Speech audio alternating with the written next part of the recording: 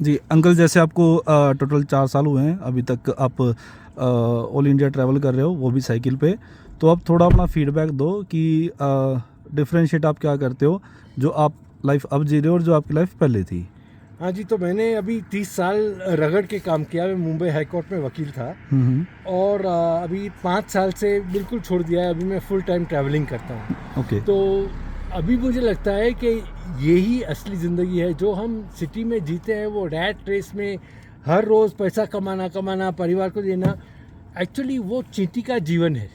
आप देखेंगे तो वो चींटी का जीवन है। चींटी भी ऐसी करती है, वो दिन में बाहर जाती है, एक चावल का दाना लाती है, परिवार को खिलाती है, दूसरे दिन शक्कर का दाना लाती है, परिवार को खिलाती है, मर जाती है।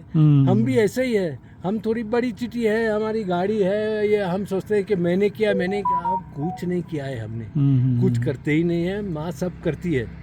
तो हम ये अपना घमंड बढ़ता रहता है और हमें ये और फिर मरना तो है ही। तो actually one of the reasons एक मैं निकला क्योंकि मुझे मन में आया कि जब मैं मरूंगा तो लास्ट थॉट मेरे दिमाग में क्या आएगा कि मैंने ज़िंदगी में क्या किया। तो मेरे मन में आएगा, हर रोज़ कोर्ट में गया, पैसा कमाया, परिवार को दिया, खाया पिया, सोया, कहीं हॉलीडे पे गया, वापस आया, मर गया। चींटी का जीवन है। बिल्कुल। तो फिर मुझे लगा कि कुछ हटके करना चाहिए जिससे मेरी आत्मा को अनुभव मिले। ये पैसे हम कमाते मर जाते हैं और एक पैसा भी नहीं लेके जाते हैं। कोई सोचता नहीं है कि पूरी ज़िंदगी जो हम कमाने के लिए पूरी ज़िंदगी जीते हैं, हम एक पैसा भी नहीं लेके जाएंगे, पर जो अनुभव मिलता है वो आपकी आत्मा को मिलता है, वो आप लेके जाएंगे। बिल्कुल। तो ये अलग आपका प्रश्न था, वो क्या, अब वो विचार डिफरेंशिएट क्या कैसे था, करते अभी हैं? क्या था। वो टाइम अगर मैं मर जाता था तो मुझे अधूरापन लगता था, और आज मैं मरूंगा तो खुशी से मर जाऊंगा, कभी भी, ठीक है जी। नो तो प्रॉब्लम। अंकल अभी आपने कितना इंडिया कवर किया और कितना भी करना बाकी है? तो अभी अबाउट 22,000 किलोमीटर हो गए 22,000 हैं, और किलोमीटर हाँ हो गए। जी, और ये मेरा आठवां स्टेट है। 8 स्टेट है। तो गुजरात, राजस्थान, पंजाब, हिमाचल, जम्मू कश्मीर, लद्दाख, हरियाणा और उत्तराखंड। ये आप कवर कर चुके हैं? हाँ जी, अभी उत्तराखंड तो हो जाएगा, पिथौरागढ़ से, बनबासा से, फिर नेपाल जाऊंगा ठीक और है फिर जी। नॉर्थ ईस्ट, फिर धीरे धीरे नीचे आऊँगा और पूरा भारत। आई थिंक और 4 साल हो गए हैं और 4 साल लगेंगे मुझे लगता है। ठीक है जी, ठीक है। हाँ, तो अंकल आप जैसे क्या आप बताना चाहोगे कि क्या ट्रैवल करना चाहिए, किस तरीके से करना चाहिए, किस तरीके से लाइफ जीनी चाहिए? तो एक चीज़ पहली बार जो मैं कहता हूँ कि जो हम जब से हम छोटे से हैं, हमें ये लगता है कि पैसा पैसा पैसा सब कुछ है।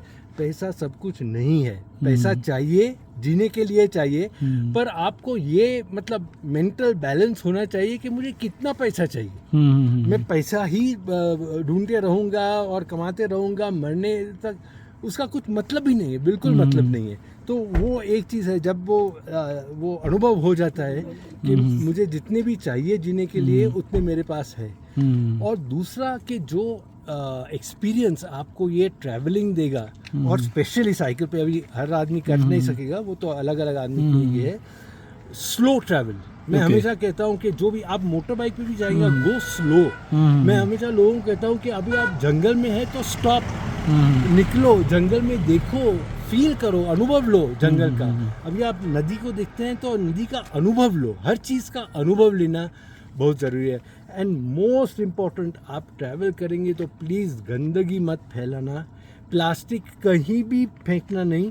मेरी छोटी छोटी इतनी सी प्लास्टिक पीसेस है, वो भी मेरे बैग में, यहाँ भी आप देख सकते हैं, यहाँ सब है मेरे प्लास्टिक में, एक इतना टुकड़ा भी प्लास्टिक, क्योंकि ये धरती माँ का अपमान है जी। और अपने हिंदुस्तान में वो बहुत बड़ा प्रॉब्लम है, और इसलिए हमें भोगना पड़ेगा। जी जी जी जी। तो वो मैं एक प्रार्थना करता हूँ सबसे कि प्लीज़ गंदगी मत फैलाओ, रिस्पॉन्सिबल ट्रैवल करो।